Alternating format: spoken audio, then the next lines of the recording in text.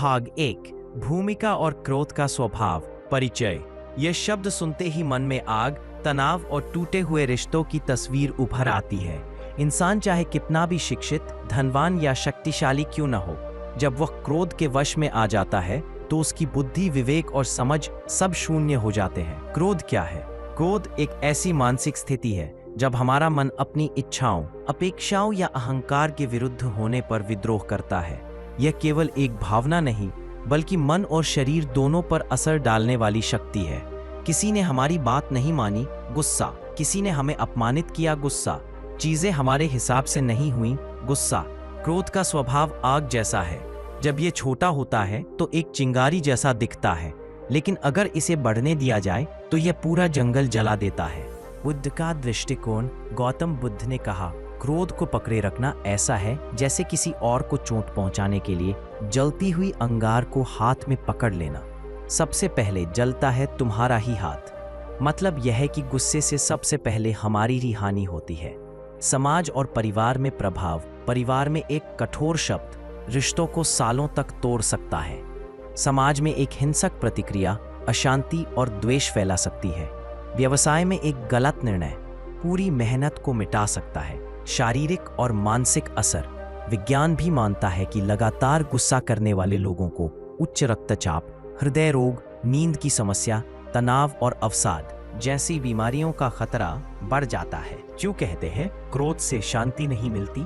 क्योंकि क्रोध का स्वभाव ही अशांत है। गुस्सा करने के बाद न हमें सुकून मिलता है, न समाधान, बल्कि हमें पछतावा होता है, काश मैंने उस वक्त धैर्य रखा होता।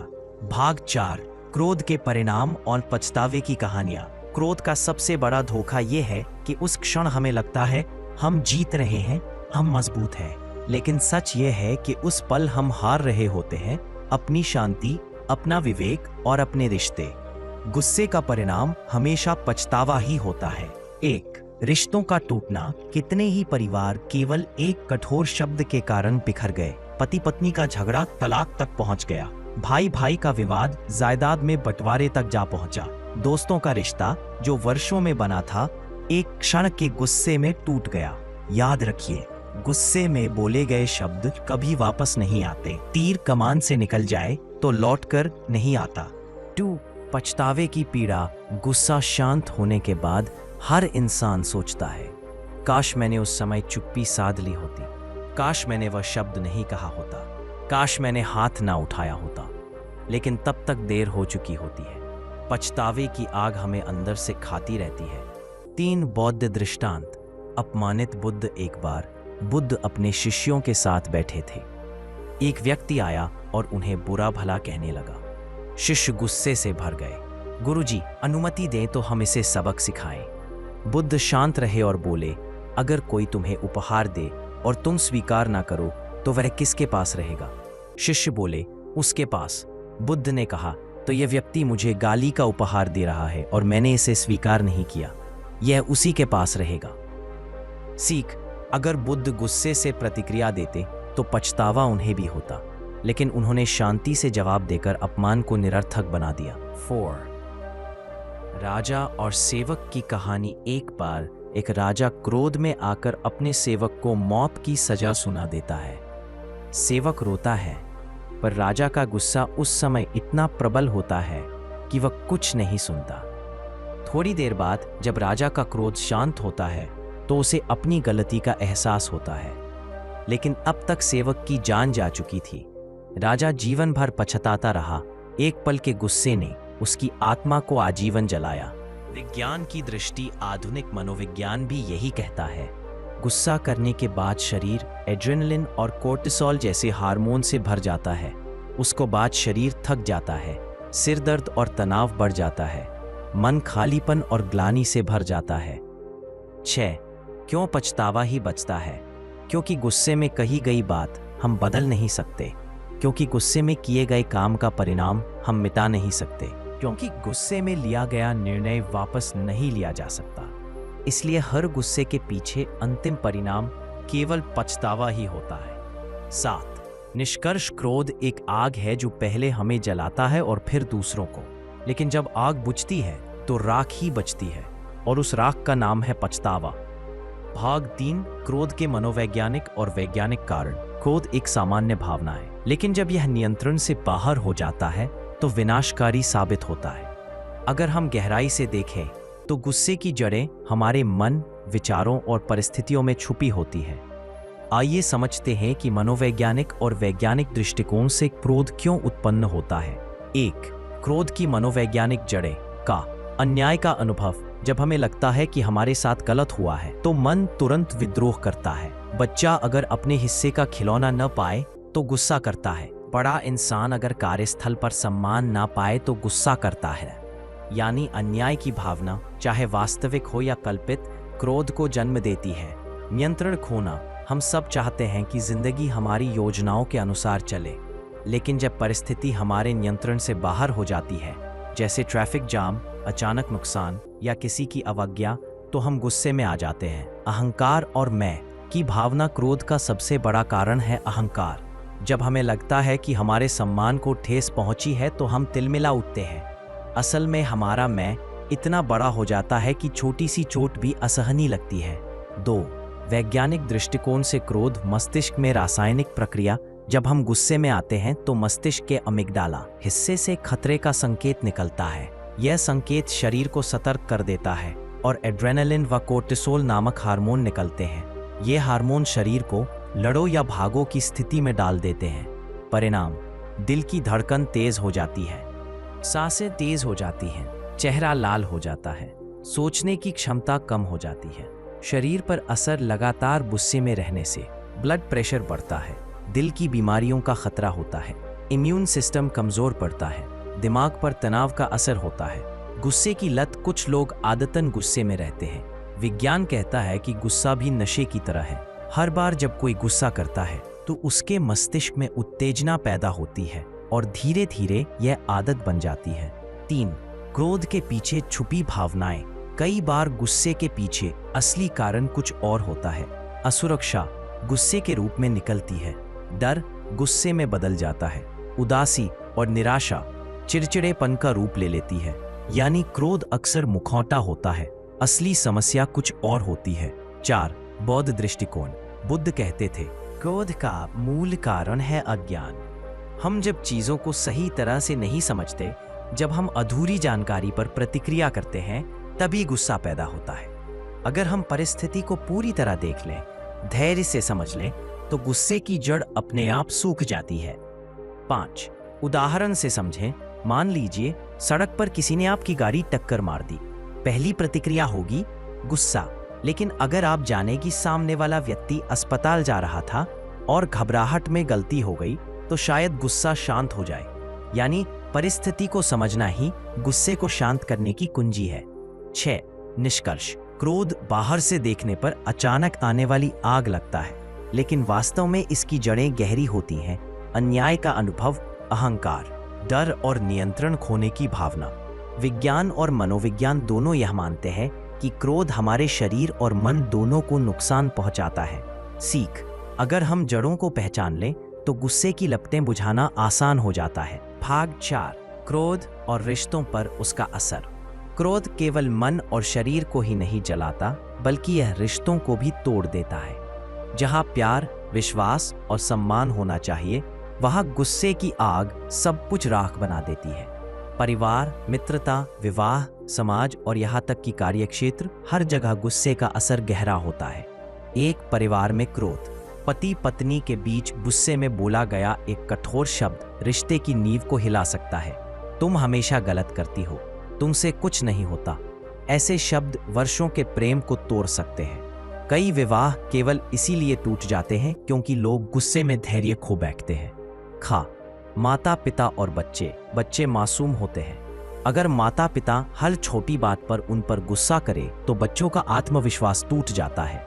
वह धीरे धीरे डरपोक, असुरक्षित और विद्रोही बन सकते हैं। 3. मित्रता में क्रोध। दोस्तों के बीच विश्वास और अपनापन होता है, लेकिन अगर गुस्से में आकर एक ने दूसरे को अपमानित कर दिया तो दोस्ती टूट जाती है।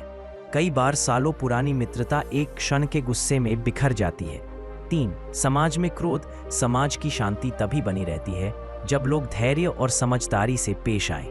लेकिन अगर लोग हर छोटी बात पर गुस्सा करने लगे तो झगड़े बढ़ेंगे, हिंसा फैलेगी, द्वेष और कटुता का माहौल बनेगा। युद्ध और दंगे भी एक प्रकार का सामूहिक क्रोध ही है। 4. कार्यक्षेत्र में क्रोध। ऑफिस या व्यापार में अगर गुस्से का माहौल बन जाए तो काम बिगड़ जाता है। बॉस का गुस्सा कर्मचारियों का मनोबल गिरा देता है। सहकर्मियों के बीच का विवाद टीम वर्क को खत्म कर देता है। जहां धैर्य और सहयोग होना चाहिए, वहां गुस्सा केवल दूरी और तनाव पैदा करता है। 5. बौद्ध दृष्टांत। 2 मित्र और अपमान। 2 मित्र यात्रा कर रहे थे। रास्ते में एक मित्र ने गुस्से में आकर दूसरे को थप्पड़ मार दिया। जिसे चोट लगी उसने रेत पर लिखा, आज मेरे मित्र ने मुझे चोट दी। आगे चलकर वही मित्र नदी में डूबने लगा। तब जिसने चोट खाई थी उसने उसे बचा लिया। बचने के बाद उसने पत्थर पर लिखा, आज मेरे मित्र ने मेरी जान बचाई। दूसरे मित्र ने पूछा, रेत पर क्यों लिखा और पत्थर पर क्यों? उसने उत्तर दिया, रेत पर इसलिए लिखा ताकि गुस्से की हवा उसे मिटा दे, और पत्थर पर इसलिए लिखा ताकि उपकार कभी न मिटे। सीख, अगर हम रिश्तों को बचाना चाहते हैं तो गुस्से को जल्दी भूलना और प्रेम को याद रखना होगा। 6. गुस्से से रिश्तों में दूरी क्यों आती है? क्योंकि गुस्से में हम असली बात भूल जाते हैं और केवल चोट पहुंचाते हैं। क्योंकि गुस्से में बोले गए शब्द तीर की तरह होते हैं। क्योंकि गुस्सा हमें सही और गलत का भेद नहीं करने देता। 7. रिश्तों को बचाने के उपाय। धैर्य रखें। हर विवाद तुरंत हल करना जरूरी नहीं। शांत भाषा का प्रयोग करें। तुम हमेशा की जगह मुझे लगता है कहें। माफी मांगना सीखें। अगर गुस्से में गलती हो गई है तो तुरंत स्वीकारें। संवाद बनाए रखें। रिश्ते गुस्से से नहीं, संवाद से चलते हैं। 8. निष्कर्ष। रिश्ते पेड़ की तरह होते हैं। गुस्से की आंधी अगर तेज हो जाए तो पेड़ की शाखाएं टूट जाती हैं, लेकिन अगर हम धैर्य से रहें तो रिश्ते जड़ों की तरह मजबूत बने रहते हैं। इसलिए हमेशा याद रखिए, गुस्सा रिश्ते तोड़ता है जबकि धैर्य रिश्तों को जोड़ता है। भाग 5. क्रोध और स्वास्थ्य पर प्रभाव। क्रोध केवल मन की शांति ही नहीं छीनता, बल्कि यह हमारे शरीर के स्वास्थ्य को भी गहराई से प्रभावित करता है। आज विज्ञान भी मानता है कि गुस्से का सीधा संबंध दिल, दिमाग और शरीर की बीमारियों से है। यानी जब भी हम गुस्सा करते हैं, हम अपनी ही जीवन ऊर्जा को नष्ट करते हैं। 1. क्रोध और हृदय स्वास्थ्य। गुस्सा आते ही शरीर लड़ो या भागो की स्थिति में आ जाता है। मस्तिष्क से एड्रेनालिन और कोर्टिसोल हार्मोन निकलते हैं। इनके प्रभाव से दिल की धड़कन तेज हो जाती है, ब्लड प्रेशर अचानक बढ़ जाता है, धमनियों पर दबाव बढ़ता है। अगर यह स्थिति बार बार बने तो हृदय रोग और हार्ट अटैक का खतरा कई गुना बढ़ जाता है। 2. पाचन तंत्र पर असर। गुस्से के समय शरीर की ऊर्जा पाचन से हटकर मांसपेशियों और दिमाग में लग जाती है। परिणाम स्वरूप अपच, गैस, पेट दर्द, अल्सर, ये सब क्रोध के लंबे असर हैं। 3. प्रतिरक्षा तंत्र, इम्यून सिस्टम पर प्रभाव। लगातार गुस्सा करने वाले लोगों का इम्यून सिस्टम कमजोर हो जाता है।